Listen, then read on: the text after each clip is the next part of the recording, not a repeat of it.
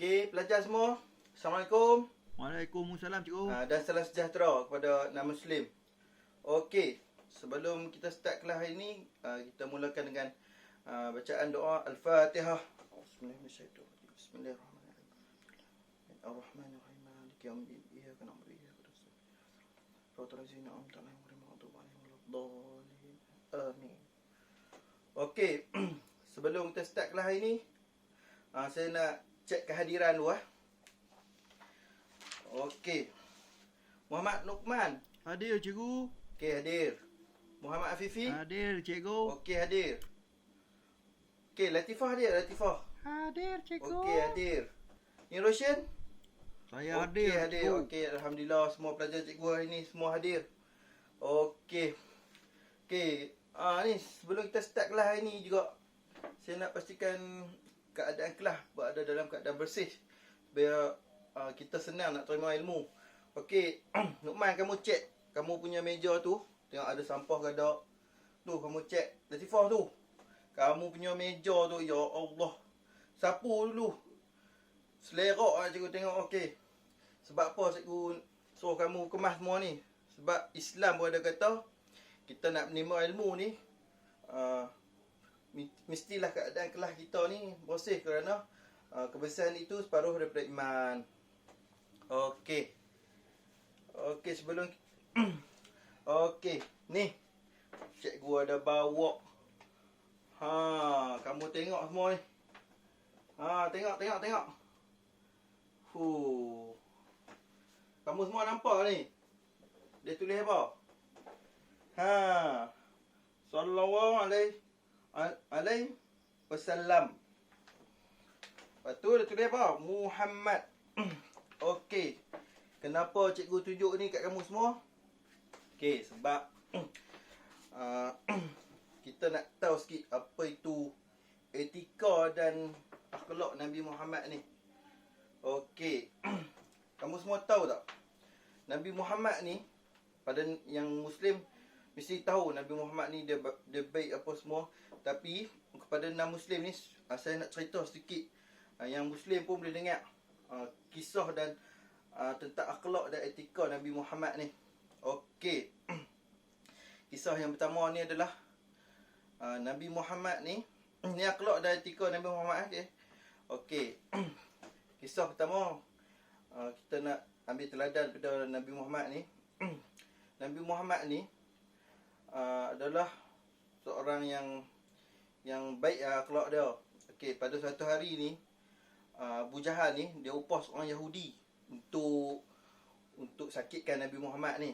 Okey, orang Yahudi ni pun pilah tunggu kat lorong yang Nabi Muhammad selalu duduk jalan ni.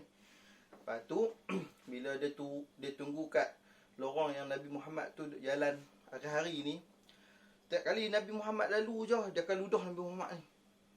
Dia ludah Nabi Muhammad ni. Apa main jalan je, dia ludah. Lepas tu sampailah satu hari tu,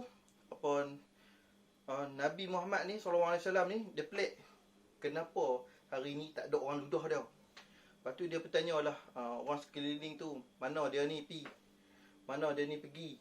Lepas tu pula orang abang lah kata dia ni tengah sakit. Okey. Lepas tu Nabi Muhammad balik tu ke rumah dia. Dia ambil buah tangan. Lepas tu dia pula pergi rumah yang orang Yahudi yang ludah dia ni. Dia pergi pula, dia melawat orang Yahudi tu. Bila dia langkah kaki dia masuk tu, orang Yahudi tu terkejut. Dia kata, dia tak sangka orang yang dia selalu menyakiti dia, selalu duk ludah ni, yang melawat dia. Sedangkan dia ni buat zalim, buat apa semua kat Nabi Muhammad. Sedangkan Nabi Muhammad ni tak pernah buat apa pun kat dia. Lepas tu dia terharu dan dia masuk Islam. Okey, tu kisah yang pertama. Okey, kisah yang kedua ni ada seorang Yahudi juga, tapi dia ni perempuan buta. Okey, perempuan buta. Dia duduk kat kat hujung-hujung kota tu. Dia buta. Lepas tu pula dia minta sedekah. Pada waktu yang sama tu, dia buta pun dia caci Nabi, dia hina Nabi. Dia buat macam-macam kat Nabi. Sedangkan apabila Nabi nampak dia, hari-hari Nabi pergi suap dia bagi makan. suap dia makan. Sedangkan time dia Nabi bagi makan tu, dia duk caci. Sebab apa? Dia tak tahu yang suap dia tu Nabi Muhammad. Nabi yang dia duk caci tu. Lepas tu nak dijadikan cerita, Nabi wafat. Dan Nabi wafat, lepas tu perempuan yang buta tu heran lah. Hari tu orang yang mai suap dia, bagi makan dia tu, tangan dia rasa lain, makanan dia rasa lain. Lepas tu dia tanya kepada orang yang bagi tu, yang bergantikan Nabi Muhammad tu adalah sahabat Nabi juga. Dia mai suap perempuan tu. Perempuan yang buta tadi, dia tanya, kamu ni siapa? Kenapa cara kamu suap dan bagi makan aku lain? Sebab orang yang sebelum ni yang suap aku tu, dia dengan lebih elok lagi dia bagi makan aku. Lepas tu sahabat Nabi ni, dia ni sebab tak tahan lah. Dia sebab, dia kata sebab dia kata orang yang selalu bagi makan yang tu telah wafat. Dan tu adalah Nabi Muhammad SAW. Lepas tu perempuan tu terkejut. Sebab setiap kali dia caci maki, dia tak tahu orang tu yang suap dia. Okey, daripada cerita kedua-dua ni kita tahu akhlak Nabi dan apa etika Nabi ni sangat baik dan patut kita contohi. Okey. Okey, murid-murid, kita teruskan dengan isi pembelajaran kita pada hari ini. Okey, apa yang kita belajar hari ini, kamu boleh tengok kat slide ni.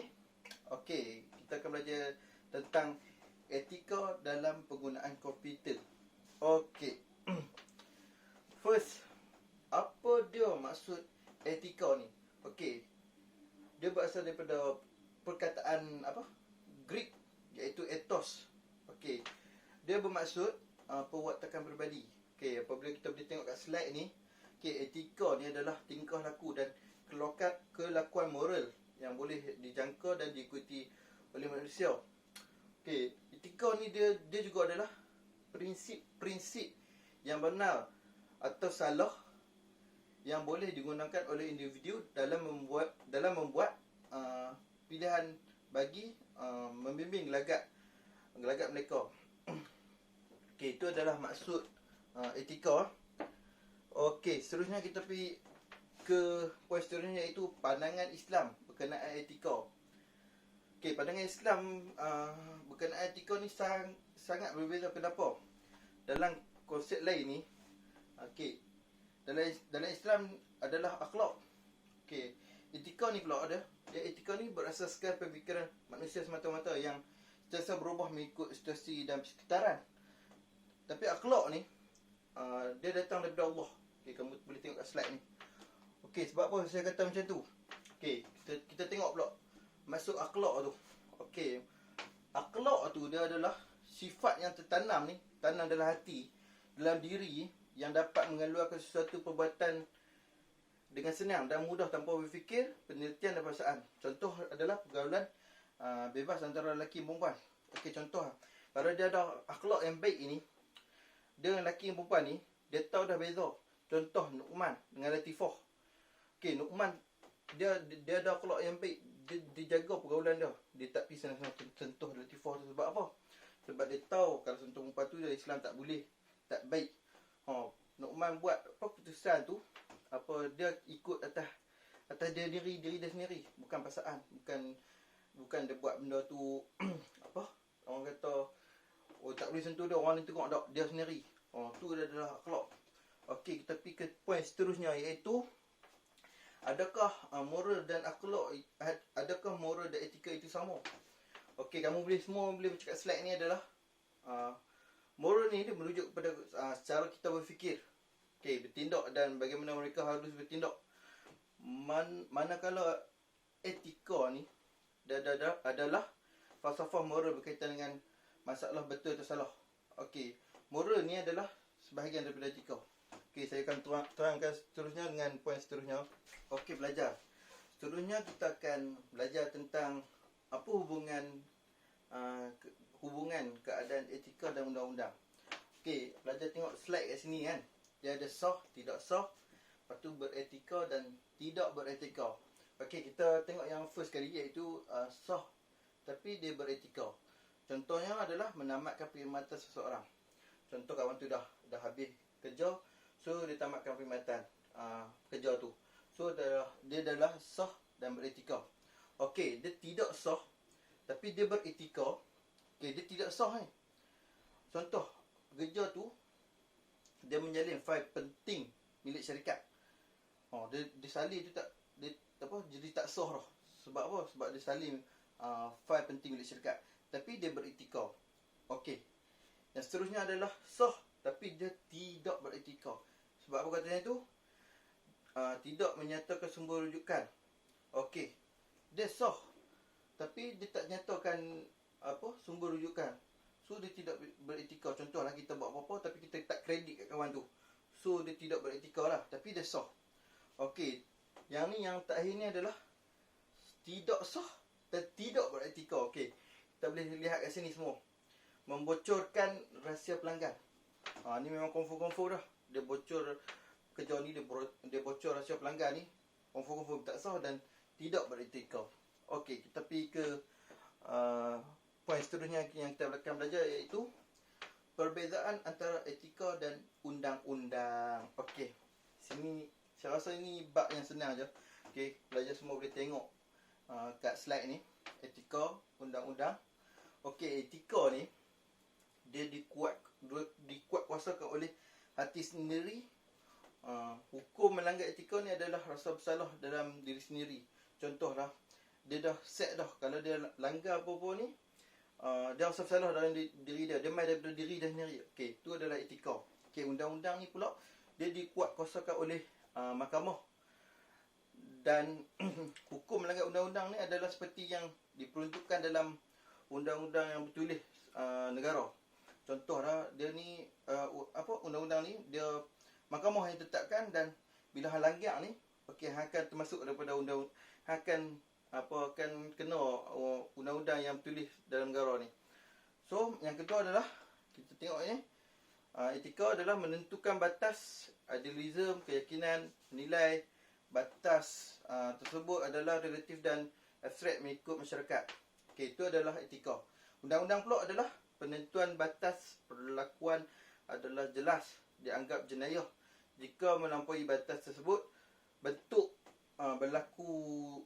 perlakuan boleh bersifat global. Misalnya mencuri adalah jenayah dalam semua masyarakat. Itu adalah undang-undang.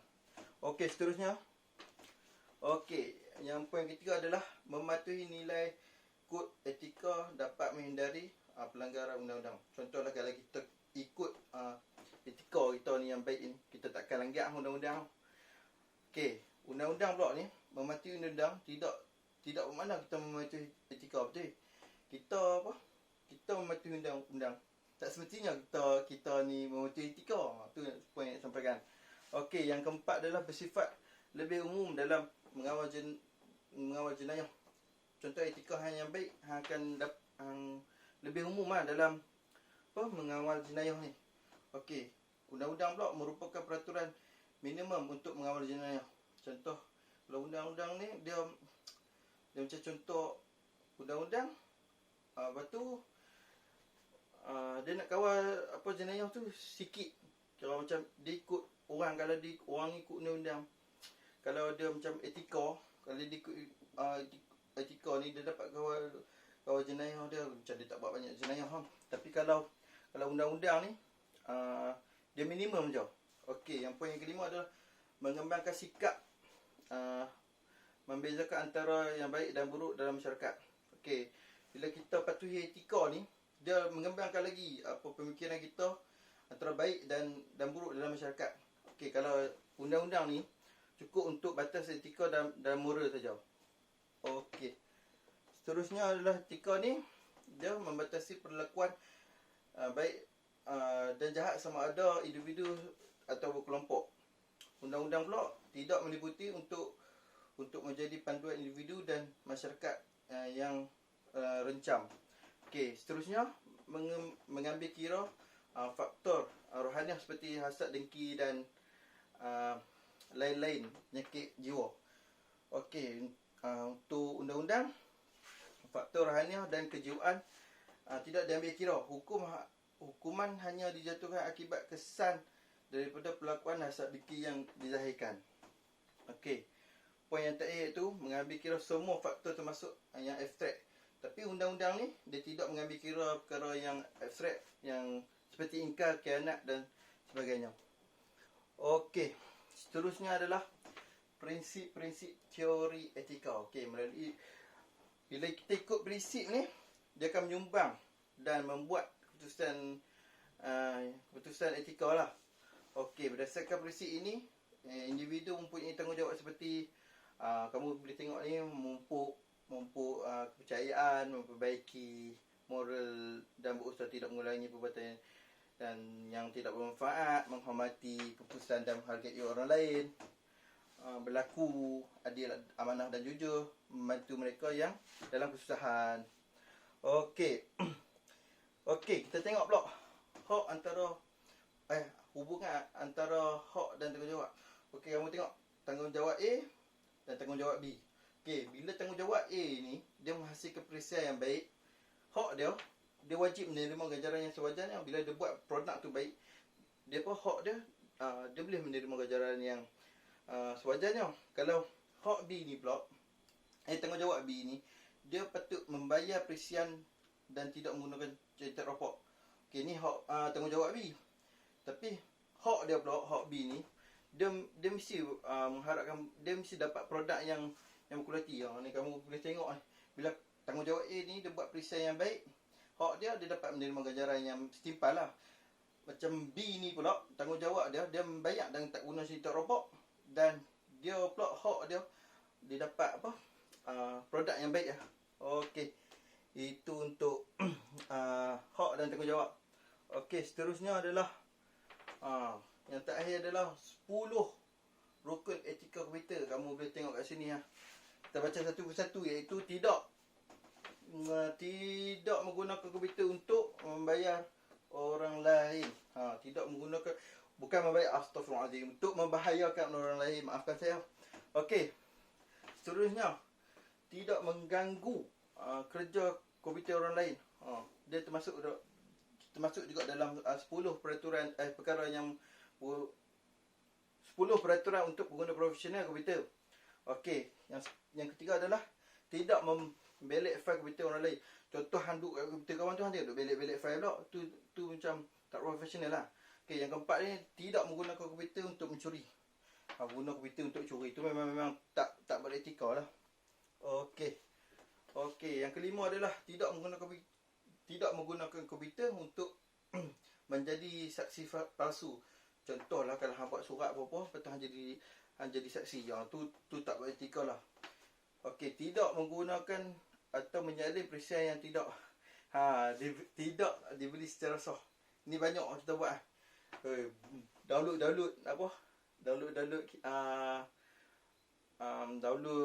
movie. Tu tak masuk dalam 10 etika komputer tu. Okey. Tidak menggunakan sumber komputer orang lain tanpa kebenaran dan sebarang bayaran. Jangan guna komputer orang lain tanpa kebenaran dia. Kalau nak guna komputer kawan, kalau kamu nak guna komputer kawan tu, kamu kena kena minta kebenaran dia. Okey. Yang seterusnya adalah tidak menggunakan tanpa kebenaran output intellectual orang lain. Tu kamu faham lah.